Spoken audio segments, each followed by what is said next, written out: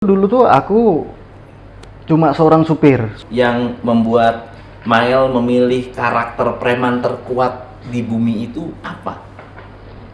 Oh ya, jadi dulu waktu Nah, dari situ baru bisa mengangkat brand. Jadi cari orang yang sudah punya produk, Mael jadi brandnya. Nah, itu baru bisa bisnis bener-bener tidur pun duit masuk. Nggak usah bikin konten lagi.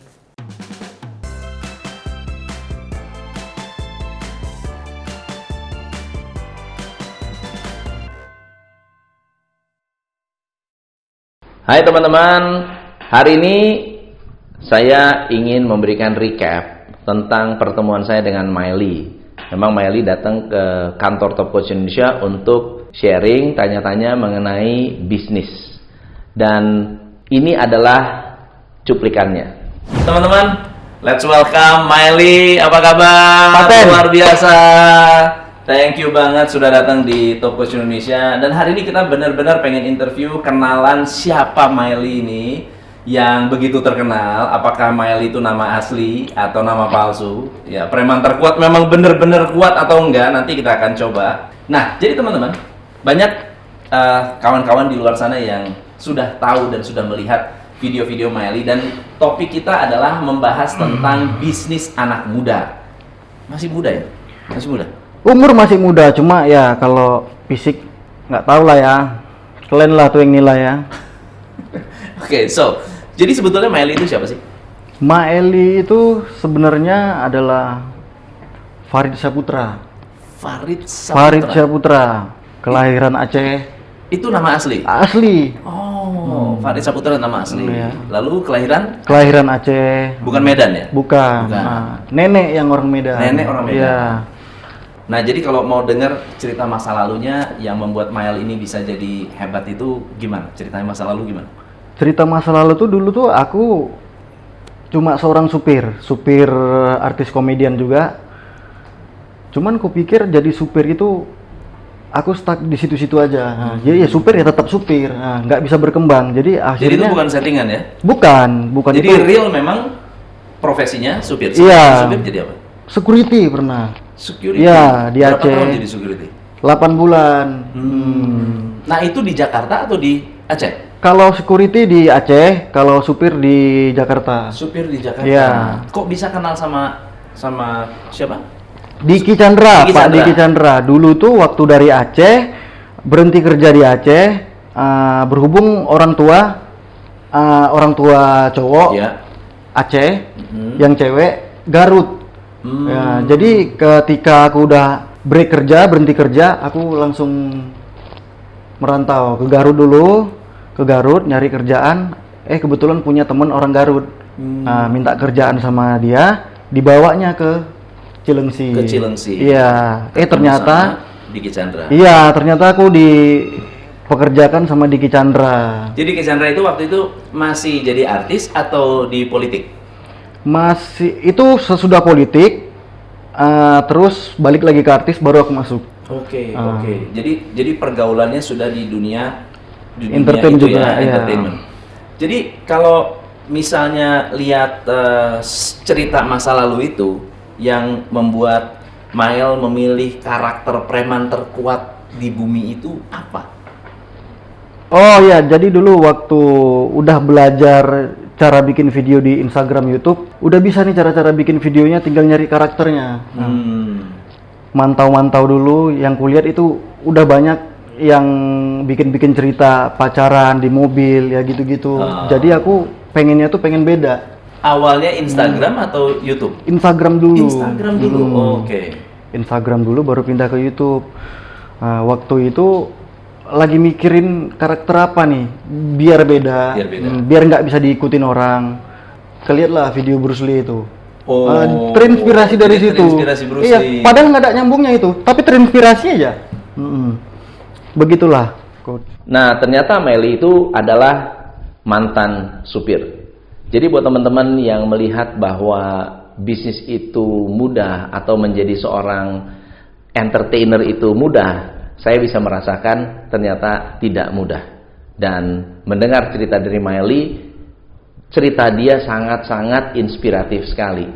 Nah, apa kira-kira yang bisa dilakukan oleh Anda yang memiliki profesi sebagai seorang artis, atau mungkin entertainer, atau mungkin selebriti, atau mungkin public speaker, atau siapapun yang memang memiliki produk jualan yang brandnya adalah diri Anda sendiri. Ini adalah tips saya untuk Mile. Bisnis-bisnis seperti Mile ini harus bisnis-bisnis yang sifatnya public speaking, public figure. Kerjasama dengan misalnya I.O. untuk dijadikan sebagai bintang tamu. Misalnya nanti kita ada full year plan workshop gitu ya, itu diundang jadi bintang tamu. Tapi harusnya bikinnya secara benar-benar ada konten.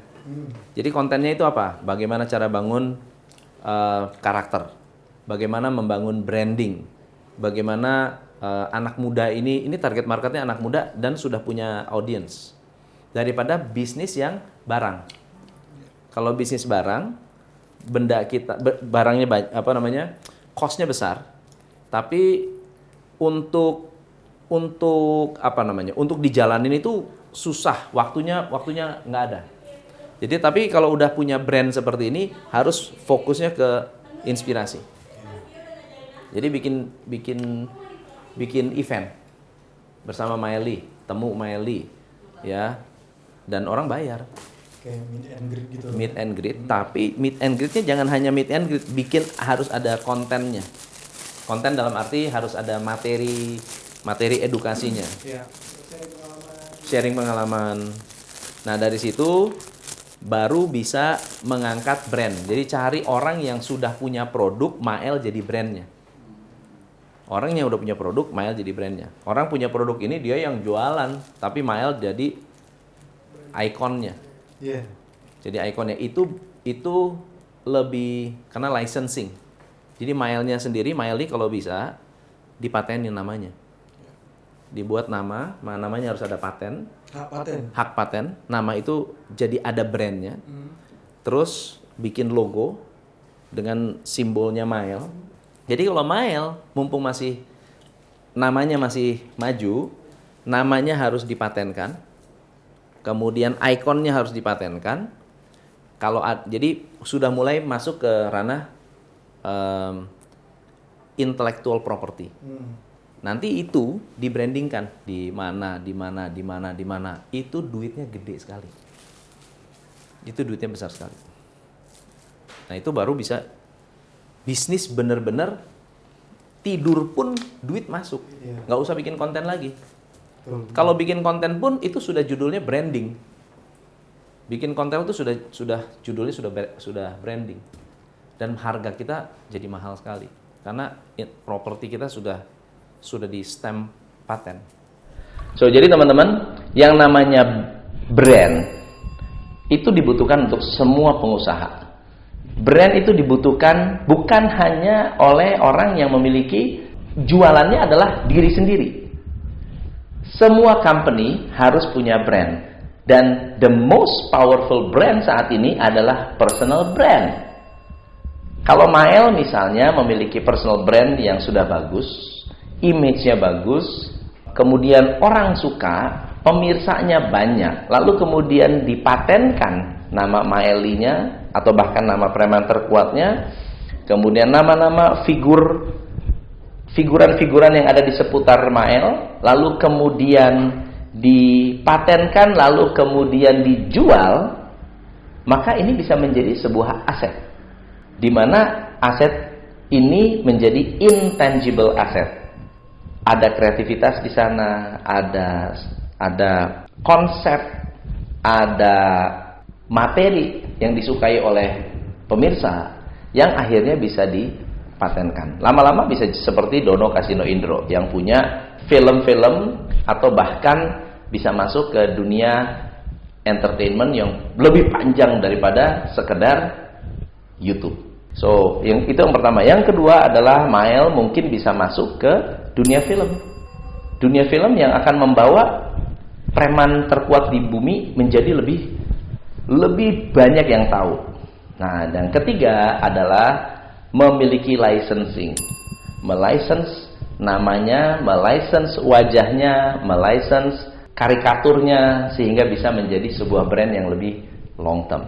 Apalagi kalau sudah ada pemirsa yang strong. Sama seperti ada beberapa perusahaan-perusahaan seperti mungkin artis yang punya fashion line, atau punya minyak wangi, atau punya produk-produk yang bisa menempelkan nama dia dan akhirnya membuat produk itu menjadi laku.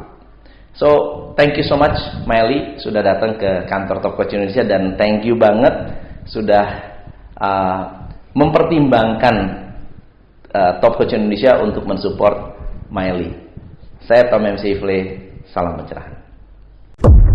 Hanya di Top Coach Indonesia.